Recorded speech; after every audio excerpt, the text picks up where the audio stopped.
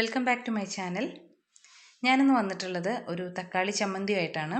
അതിന് വേണ്ടിയിട്ട് medium size 2 തക്കാളി ഞാൻ അടുപ്പിൽ കനലിലിട്ട് ചുട്ടെടുത്തതാണ്.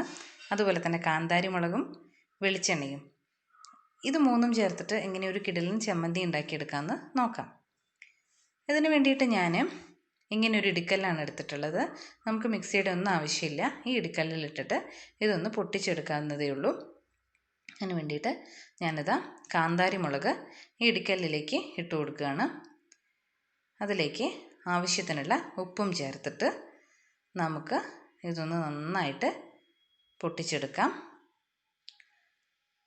കണ്ടില്ലേ, ഇതിപ്പോൾ നന്നായിട്ട് പൊട്ടിച്ചെടുത്തിട്ടുണ്ട്. ഇനി ഇതിലേക്ക് തൊലി കളഞ്ഞ് കട്ട് ചെയ്ത് വെച്ചിട്ടുള്ള തക്കാളി ചേർത്ത് കൊടുക്കുക.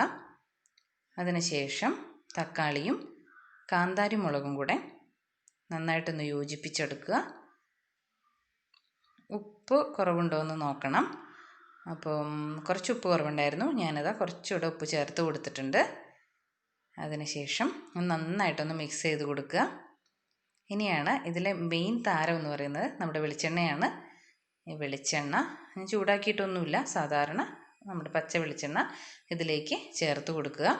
അതിനുശേഷം ഇത് മൂന്നും കൂടെ നന്നായിട്ട് യോജിപ്പിച്ച് എടുക്കുക. ഇനി നമുക്ക് ഇതൊരു പാത്രത്തിലേക്ക് മാറ്റാം. കണ്ടില്ലേ, വളരെ ടേസ്റ്റി ആയിട്ടുള്ള സ്പൈസി ആയിട്ടുള്ള ഒരു തക്കാളി ചമ്മന്തിയാണിത്. സാധാരണ മുളക് ഉപയോഗിച്ചിട്ട് നമുക്കത് ചെയ്യാം, പക്ഷേ കാന്താരി മുളകും ചുട്ടെടുത്ത തക്കാളിയും അതിലേക്ക് ഒഴിക്കുന്ന വെളിച്ചെണ്ണയുടെയൊക്കെ ആ ഒരു രുചി അതൊന്ന് വേറെ തന്നെയാണ്. എന്തായാലും നിങ്ങളൊന്ന് ഉണ്ടാക്കി നോക്കൂ. നിങ്ങൾക്ക് ഇഷ്ടപ്പെട്ടാൽ എൻ്റെ ചാനൽ സബ്സ്ക്രൈബ് ചെയ്യണം. നിങ്ങളുടെ സുഹൃത്തുക്കൾക്ക് ഷെയർ ചെയ്ത് കൊടുക്കണം. താങ്ക്